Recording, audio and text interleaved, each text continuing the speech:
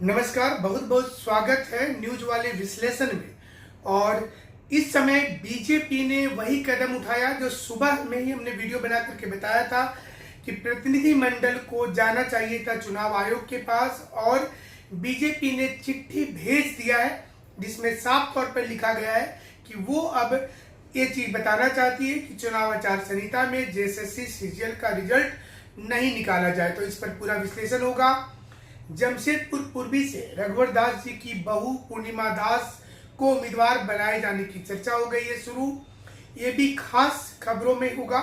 सरयू राय और बन्ना गुप्ता के बीच जबरदस्त कांटे का टक्कर है, तो ये भी आपको बताएंगे। इसके साथ साथ जेएमएम कांग्रेस का गठबंधन जो है वो इस बार उम्मीद कर रहा है मैया योजना के तहत कि वो चुनाव जीत जाएगी इस बार, और सीट का फॉर्मूला भी तय हो गया है। और आज जो राहुल गांधी हैं वो आज पहुंचे रांची, और इसके बाद दोनों नेताओं के बीच में बातचीत हुई। लेकिन संविधान क्या बचाने वाली स्कीम छोड़ दिए हैं राहुल गांधी जी, क्योंकि वो संविधान लेकर के चलते हैं। लेकिन यहाँ पर स्टूडेंट के साथ अन्याय हो रहा है, इस पर कुछ भी नहीं बोले। राहुल गांधी जी को याद कीजिए कि जब कोई दूसरे राज्य में पेपर लीक का मुद्दा होता है, नीट जैसा प्रकरण जब आया, तो राहुल गांधी स्टूडेंट के घर गए, लाइब्रेरी गए, हर जगह पर जाकर के स्टूडेंट से सीधा सवाल पूछा कि क्या पेपर लीक हुआ है। पार्लियामेंट में सवाल उठा। लेकिन अब जब स्टूडेंट का आरोप झारखंड में लग रहा है, राहुल गांधी जी चुप है, जेएमएम चुप है, प्रेस कॉन्फ्रेंस कर तो रही है लेकिन इस सवाल का जवाब नहीं दे रही है। स्टूडेंट को आज थोड़ा सा राहत हुआ होगा, क्योंकि 21 अक्टूबर को जेएसएससी ने अनाउंस कर दिया था कि वो बैठक करेगी और बैठक में तय करेगी कि रिजल्ट निकाले कि नहीं निकाले। इसी बीच में आज फैक्स करके आज चिट्ठी भेज दी गई चुनाव आयोग को। कल जानकारी के मुताबिक बीजेपी का एक प्रतिनिधि मंडल भी मिलेगा और मिल करके भी ये चीज को बताएगा। इसके साथ साथ बीजेपी अपने घोषणा पत्र के अलावा बयान जारी कर सकती है, जिसमें वो बता सकती है कि वो अगर सत्ता में आती है तो सत्ता में आने के बाद में वो सीबीआई जांच करवा देगी, परीक्षा रद्द भी कर देगी और इसको 2 स्तरीय परीक्षा करेगी। इसी बीच में स्टूडेंट की ओर से अब इस पर 20 तारीख को ही एक ट्विटर कैंपेन फिर से रखा गया है। लगातार 3 ट्विटर कैंपेन चले हैं, तीनों बार ट्रेंडिंग में रहा है। एक ट्विटर कैंपेन जेएमएम की आईटी सेल की ओर से भी चलाया गया था, जिसमें बाद में पता चला कि उस ट्विटर में जो ट्वीट हो रहे थे वो देश के बाहर के लोगों का भी था। सवाल ये उठ गया कि जेएसएससी सीजीएल के बाहर के लोग भी लिख रहे हैं। उसके कुछ दिन पहले ही मुख्यमंत्री आवास में कुछ स्टूडेंट पहुंचे थे ये बोलने के लिए कि रिजल्ट निकाला जाए, तो उन स्टूडेंट से जब पूछा गया तो पता चला उन्होंने जेएसएससी का फॉर्म तक नहीं भरा है। स्टूडेंट 20 अक्टूबर को जो ट्विटर कैंपेन कर रहे हैं उसमें सीधे तौर पर जेएसएससी परीक्षा को ही लेकर कर रहे हैं कि परीक्षा में धांधली हुई है, इसका रिजल्ट रोका जाए, रद्द किया जाए, इसको जांच के दायरे में लाया जाए, सीबीआई को दिया जाए। ये तमाम मुद्दे को लेकर के ट्विटर कैंपेन की शुरुआत 20 अक्टूबर को स्टूडेंट के द्वारा किया जा रहा है।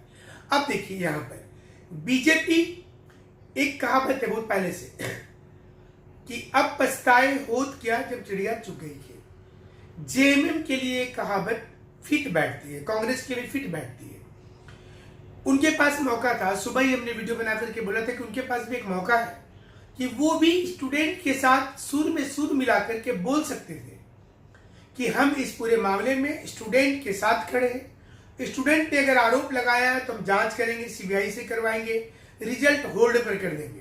लेकिन जल्दबाजी दिखाया गया, और जल्दबाजी तक दिखाया गया तो इसका नतीजा हुआ कि फाइनल आंसर की आ गया। फाइनल आंसर की आया तो स्टूडेंट के अंदर फिर से सुगबुगाहट शुरू हुई। जो स्टूडेंट थोड़ा बहुत भी जेएमएम कांग्रेस के लिए पॉजिटिव सोच रहे थे वो अब पूर्ण रूप में फिर से खुलकर सामने आ गए। अब उनको लगने लगा कि इसमें तो बहुत भारी गड़बड़ी हो गई है। हालांकि इस समय जेएमएम कांग्रेस गठबंधन का भी एक तंत्र है जो शामिल है, पूरी तंत्र मतलब कि आईटी सेक्टर में उनके भी तंत्र काम कर रहे हैं, और वो भी हर किसी के कमेंट बॉक्स में जाकर के वो लोग भी कमेंट लिख रहे हैं। अब दो प्रकार का कमेंट हो रहा है। एक कमेंट हो रहा है रिजल्ट आना चाहिए, दूसरा हो रहा है रद्द होना चाहिए। आज से 10-15 दिन पहले सिर्फ रद्द होने पर ही कमेंट होता था, लेकिन अब दोनों कमेंट अलग अलग ग्रुप में देखने को मिल रहे हैं।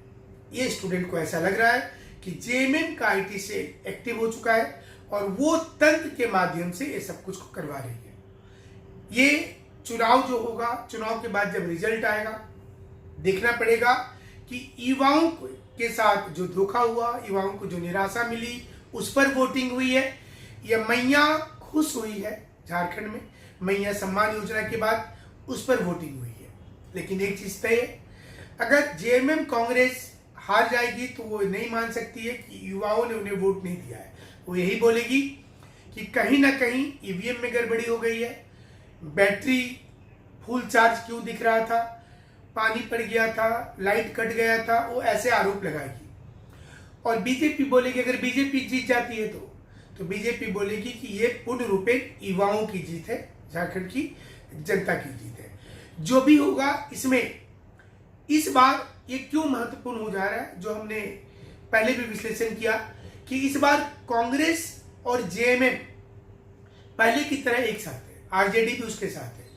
लेकिन पिछली बार बीजेपी के साथ किसी कारण से आजसू का गठबंधन नहीं हुआ था, महतो वोट का बिखराव हो गया और वो वोट आजसू ने कई स्थान पर इतने वोट लाए जितने से बीजेपी कैंडिडेट चुनाव हार गए थे। इस बार एक साथ है।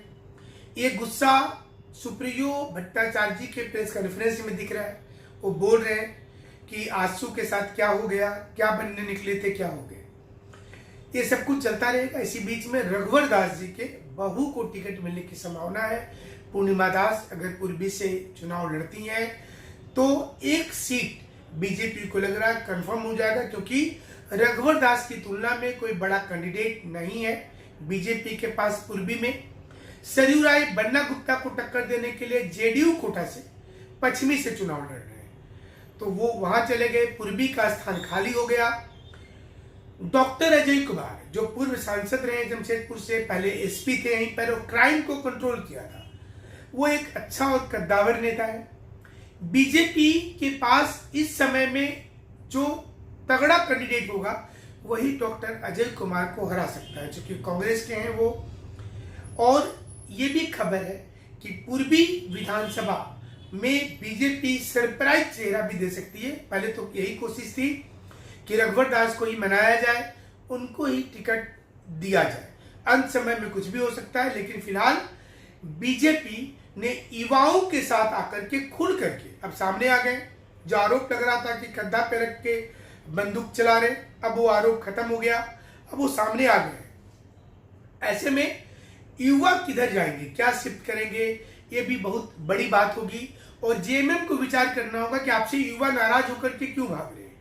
अगर ये नाराजगी ऐसी रहा तो जेएमएम को भारी दिक्कत हो जाएगा और ये चुनाव में जो उनका गणित है कि एसटी सीट जीत जाएंगे, एससी सीट जीत जाएंगे और जो कांग्रेस है वो सामान्य 44 सीटों को जीतेगा, तो ये भारी पड़ सकता है और इसका पूरा खामियाजा चुनाव के बाद पता चलेगा। फिलहाल हमारे साथ जुड़े रहिएगा, तरह तरह के पोस्ट आएंगे, वीडियो आएगा, थोड़ा सोच समझ करके आपको फॉरवर्ड करना है, क्योंकि माहौल हर समय अनुकूल नहीं होता है। बहुत बहुत शुक्रिया, धन्यवाद।